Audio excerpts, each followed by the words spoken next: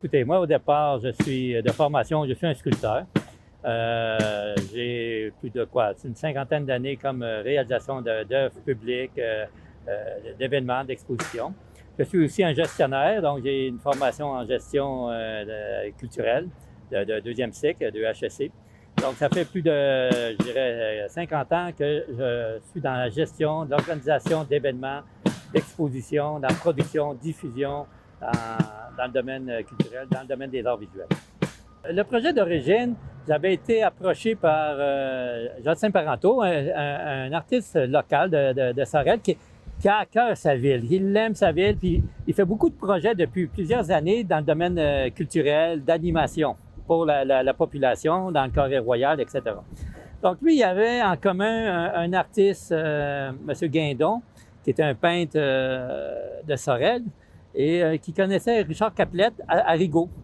Puis on a fait un événement majeur à Rigaud, l'art et la jeunesse.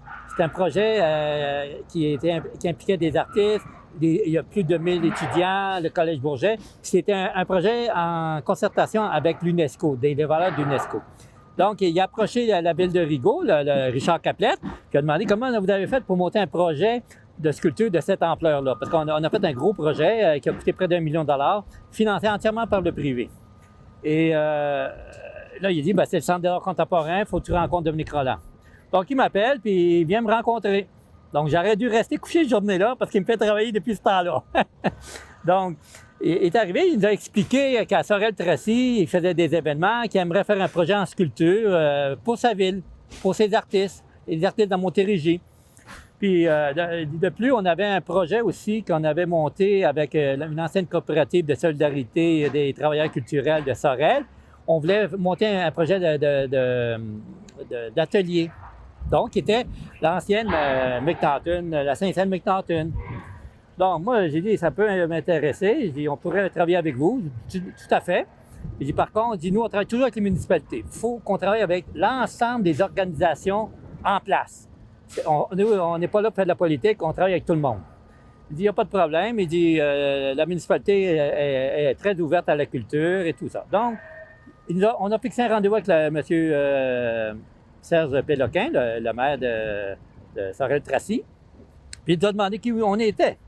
Donc là, on a expliqué qu'est-ce qu'on avait réalisé, nos événements, les symposiums à la Chine. Et dans le cadre du 375e, c'était le 375e qui s'amorçait à Sorel.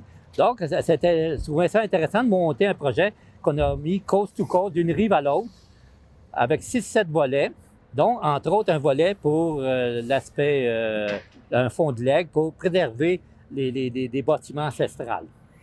Et de fil en aiguille, on a travaillé de concert avec les artistes de Sorel qui nous ont approchés, puis on a été dans leur continuité, qui tient compte d'un paquet de facteurs économiques, un paquet de facteurs visionnaires à long terme, et aussi pour les artistes d'aujourd'hui, mais aussi pour les artistes vers demain. Donc, c'est un petit peu comme ça le projet a pris naissance. Ça va faire plus de 5 ans qu'on travaille sur le projet pour structurer le projet, pour qu'il réponde à toutes les normes, des différents services gouvernementaux, des différents programmes d'immobilisation qu'on retrouve. Donc, c'est un petit peu la façon qu'on a procédé avec le milieu au départ. Après ça, on a travaillé en concertation avec toutes les tables de concertation, la ville, les MRC, le CLD. On a travaillé avec d'autres municipalités pour vraiment monter un projet qui, comment je dirais ça, qui répond aux attentes d'une collectivité spécifique à la Montérégie. Donc, c'est un petit peu l'histoire du projet. Mais c'est sûr qu'on a eu le soutien de la ville, Monsieur le maire et de l'ensemble de ses conseillers qui étaient ouverts à la culture. Et eux avaient aussi des objectifs, la réappropriation des rives à leurs citoyens, le côté environnemental, la décontamination d'un site qui était en désuet, qui était en décrépitude, qui était un danger public. Donc, le projet est venu je dirais, répondre en même temps à tous ces objectifs communautaires, c'est-à-dire de faire un lieu, réapproprier le quai Richelieu, en faire un parc public, un mobilier urbain avec des services, des activités offertes aux familles, mais en même temps de desservir nos artistes, Donc, les artistes à Montérégie, les artistes de Sorel, puis éventuellement tous les artistes à travers le Québec. Donc, puis un projet où ça va être un projet éclaté où que les artistes de pointe vont travailler aussi de concert et au vu et au su du grand public. Donc, c'est un projet incroyable. Nous, bon, le centre, ça fait plus de 40 ans qu'on est en opération. On a fait des infrastructures partout à travers le Québec. Et on a monté plus de 700 expositions, on a monté des ateliers. Donc, on a développé une expertise dans ce qu'on vient implanter ici. Mais on a toujours travaillé avec le milieu. Nous, on est les artistes directement. Donc, notre corporation va regrouper, va rassembler les artistes. C'est sûr que ça va regrouper les artistes de Sorel, les artistes de Montérégie prioritairement, ça c'est clair. Mais ça va amener d'autres artistes de partout. À titre d'exemple, dernièrement, il y a M. Carson qui vient s'implanter à Sorel. Donc lui aussi, il a un projet avec son église et tout. Donc c'est deux éléments qui viennent se rajouter, qui vont amener une dynamisme et ça va amener, comment je dirais ça, boule de neige. Ça veut dire, une fois que le projet va être en opération, c'est sûr que les artistes vont venir ici, ça va devenir un des ateliers les plus spécialisés en art public. Le 1% pour les artistes, actuellement, à travers le Québec, c'est un montant de 1% aux constructions qui est impliqué dans une œuvre d'art, d'une intégration. Mais les artistes, il faut qu'ils fassent réaliser leurs œuvres. C'est des œuvres d'art public, c'est des œuvres de grande envergure. Ça prend des ateliers spécialisés, ça prend des techniciens spécialisés, ça prend une infrastructure. Ça amène un développement économique énorme parce que si je prends juste l'art public à travers le Québec, je pense que c'est quoi, plus d'une dizaine de millions par année, même plus que ça. Donc, ils ont besoin d'une infrastructure, d'ateliers, d'un lieu. Ils ont besoin d'un réseautage. Ils ont besoin d'une coordination. Ils ont besoin d'avoir des industries, la matière première, une logistique, des ingénieurs, etc. Et le centre ici va apporter cette infrastructure-là. Et en même temps, on va amener de la formation. On va amener la possibilité, quand on parle des cégeps, des universités, actuellement, ils se départissent de leur atelier de fabrication parce qu'ils travaillent plus d'une façon virtuelle, plus multimédia, plus vers l'art numérique, qui est normal, là, on vit à notre époque. Mais ils ont besoin d'un contact physique. Comment ça se réalise concrètement? Oui, théoriquement, on fait notre plan sur un ordinateur, mais à la fin, il y a une pièce qu'on doit réaliser publiquement avec de la matière. Donc, ça va prendre des cours de formation, des stages. Donc, Sorel, qui va être extraordinaire, c'est qu'il va développer une nouvelle expertise, une expertise en muséologie, une expertise en art public, des techniciens. Donc, c'est une espèce de continuité dans ce projet-là avec le passé. Sorel-Tracy était reconnu aux côtés de son chantier maritime, la construction de navires. Monsieur Saint-Saëns, c'est un marin qui a construit les premiers bateaux à aube à Sorel. Et il s'est associé avec M. Northampton, que lui était d'une compagnie de remorquage. Donc, ils ont développé toute une industrie maritime dont Sorel s'est développé. Les familles, les travailleurs ont vécu avec les chantiers maritimes. Nous, on vient comme faire la suite. C'est-à-dire qu'on construisait des navires, maintenant on va construire des œuvres d'art, mais au su du public. Donc, ça va être une espèce d'happening à constance. Les artistes travaillent 365 jours à l'année ici. 24 heures sur 24, ils vont travailler tout le temps en continuité. Donc, ils vont venir donner de la formation pour les étudiants de cégep, des universités. Donc, on va développer une nouvelle expertise qui va se mettre en branle progressivement à Sorel-Tracy sur une période peut-être de 5 ans. Et le projet va se consolider. Il va amener un développement économique. Ça va créer peut-être, entre 35 et 75 emplois sur 5 ans. Donc, ça va amener des familles. Juste investissement actuellement, c'est un projet de 6,5 millions. C'est des travailleurs de Sorel, c'est des entreprises de Sorel. Donc, ça fait vivre l'économie de Sorel. Donc, la culture est un levier de développement économique, mais pas juste économique. C'est un levier de culture, de transmission de nos connaissances vers nos enfants. Les enfants, les familles vont pouvoir venir ici. Tu sais, on parle du port de Montréal, de la promenade du port de Montréal. On n'a rien à envier au port de Montréal. On est capable de faire des choses ici, la même chose. Donc, c'est plutôt les gens de Montréal qui vont venir à Sorel-Tracy pour aller sur les berges. Bon, quand on parle que la culture, c'est, comment je dirais ça, on a souvent un côté un peu péjoratif, et des artistes, c'est un peu flyé, un peu capoté, tout ça. Mais ça, on est très terre à terre. C'est-à-dire que la culture, ça implique la lecture, le cinéma, le théâtre, la musique, les arts. Tout ça ensemble, c'est une industrie. C'est une industrie qui amène un développement économique colossal au Canada. Souvent, on parle de nos mines, le bois, les matières, nos ressources naturelles. Bien, de l'ordre de chaque dollar qui est investi dans nos ressources naturelles amène à peu près 2 dollars en retombée économique. C'est fantastique, c'est bien. Mais la culture, chaque dollar ramène de l'ordre de 5 dollars dans le développement économique, dans la création d'emplois. Donc, c'est quelque chose colossal. Je pense aussi, notre conseil municipal à Sorel sont des visionnaires, puis ont vu cet aspect-là que la culture vient faire un développement économique, mais en même temps, elle redonne à monsieur tout le monde, ça vulgarise, ça démocratise tout le monde l'accès à la culture. Et c'est ça qu'on va faire avec le quai Richelieu. Donc, je pense qu'à ce niveau-là, c'est un attrait touristique, c'est un attrait développement culturel, un attrait développement économique. Je pense que tout... puis en plus, on a le côté patrimoine. On va sauvegarder notre patrimoine. Parce qu'on est en train de reconstruire... bon, il va y avoir l'ancien établissement consulaire qu'on appelle l'ancien bureau des douanes ou l'ancien Mike Nanton, Saint-Saëns Mike Nanton, qui était les shops, les entrepôts du chantier maritime d'époque.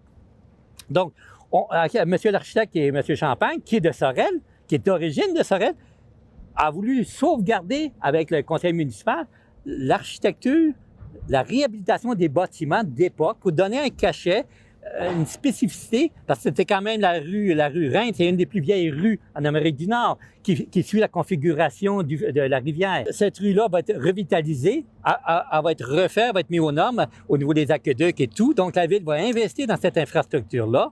En même temps, on va réaménager toutes les berges du quai Richelieu en parc, en mobilier urbain, avec des activités qui vont se dérouler.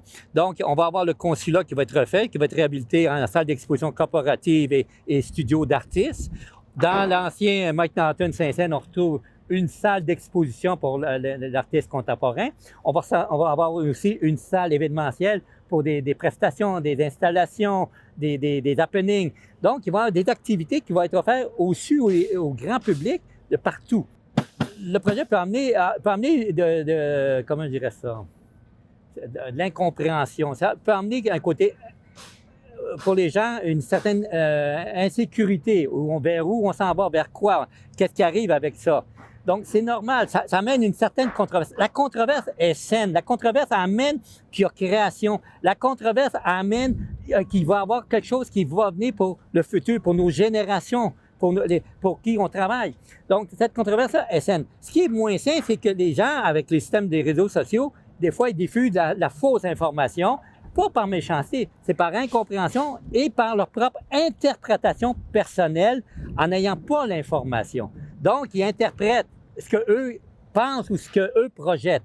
Donc, je pense qu'avec le temps, les gens vont voir, ils vont devenir en symbiote, parce que nous, on a toujours travaillé avec le milieu. On amène justement cette symbiose de tous les organismes à travailler ensemble. On l'a fait dans le cadre du 375e, le projet Coast to Coast. On a monté un projet, il y avait des commanditaires, des entreprises privées qui sont de Sorel qui sont impliqués dans le projet. On avait le parc des Grèves, la colonie des Grèves, on a le centre des aînés, on avait le musée des Abénaquis, le musée des Beaux-Arts, on avait la ville. On avait vraiment une organisation ouverte à tout le monde et à l'oreille attentive à tout le monde, les mettre et rendre l'art et la culture accessibles à tous. Donc, dans notre projet, un peu dans notre planning, si je peux prendre le mot planning, excusez les anglicismes qu'on dit, mais dans le sens qu'on a le projet 1. Le projet 1 qui était la réhabilitation dans le cadre du fonds de legs du bâtiment de Saint-Saëns Mike Nanton.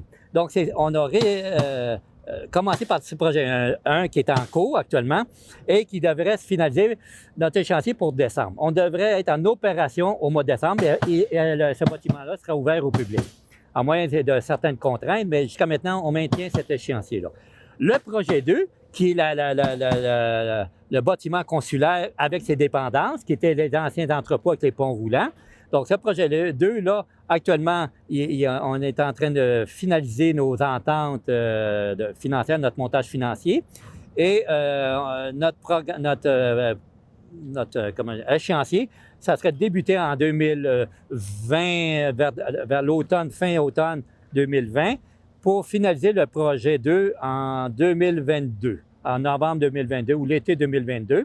Donc, on aurait toutes les infrastructures en opération.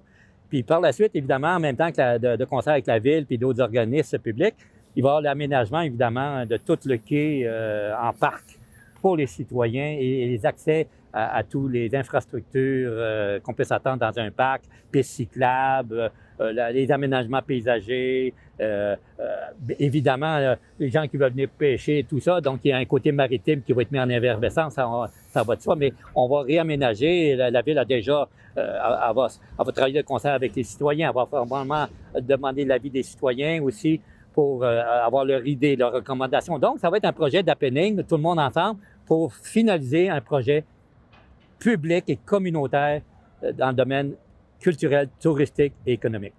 Dans le type des aménagements spécifiques, on parlait de mobilier urbain, de parcs, tout ça. Il y en a un aussi qui nous tient vraiment à cœur, c'était l'histoire du bateau Iroquois, qui était un bateau qui avait été construit à Sorel-Tracy par les travailleurs de Sorel-Tracy. Donc, malheureusement, ce projet de bateau a été mis au rencard, mais la Société historique maritime de Sorel avait à cœur son projet d'avoir une mémoire vivante de ces travailleurs de ce chantier maritime. Donc, de concert avec eux, on va intégrer des éléments, des artefacts du bateau Iroquois, entre autres 2 hélices qui mesurent plus de 12 pieds par 12 pieds, qui pèsent plus de 37 tonnes, qui vont être aménagées sur la place publique comme une œuvre d'art intégrée et qui va refléter un peu l'idée de Sorel, constructeur de navires, qui a été la place. Donc, on va faire une petite placette avec l'hélice qui va être en mouvement. Il va y avoir peut-être une simulation d'un proue de navire qui symbolise le bateau Iroquois. Il va peut-être avoir, là on regarde ça, peut-être avec les nouvelles technologies, peut-être des hologrammes qui pourraient représenter le bateau Iroquois dans le bassin. Donc d'une façon virtuelle, futuriste, avec des jeux de lumière, le son et tout. Donc on est en train de travailler de concert à plusieurs, à se concerter sur ce genre d'intégration qui va se faire à ce bâtiment-là. Donc ça va rentrer dans notre projet d'aménagement dans le projet 2. Donc pour 2022, l'aménagement, le bateau Iroquois devrait être intégré et inséré avec la Société maritime de Sorel, avec le ministère de la Défense aussi. Donc on a le ministère du Patrimoine, on a les MRC, on a le ministère public, on a le CLD, on a le réseau d'investissement Québec. On a eu une douzaine de MRC qui ont tous appuyé le projet. Donc, ça représente une 60aine de villes qui sont toutes pour le projet. Donc, c'est un projet, je dis, tout le monde est bas de l'avant. Il croit à ce projet-là. Tout le monde a à cœur. C'est dans l'intérêt de nos enfants, de nos générations futures, de notre passé et de notre futur. On vient se joindre aux autres organisations qui sont à Sorel, le Biophare, Azimut, Stratera. Donc, tous ces gens-là, ils ont à cœur depuis des années la Maison de la musique. Ils ont tous à cœur le développement, puis ils croient à leur passion, à rendre l'art, à la culture, à monsieur tout le monde. Donc, nous, on vient se joindre à eux. Donc, c'est un petit grain de sable de plus. Et je pense, tout le monde ensemble, de main dans la main, on va arriver à faire, je pense, une vie dynamique, une vie ouverte, puis une vie enviable à Sorel-Tracy. Je dis un peu comme Cannes est au cinéma, mais Sorel-Tracy sera la culture.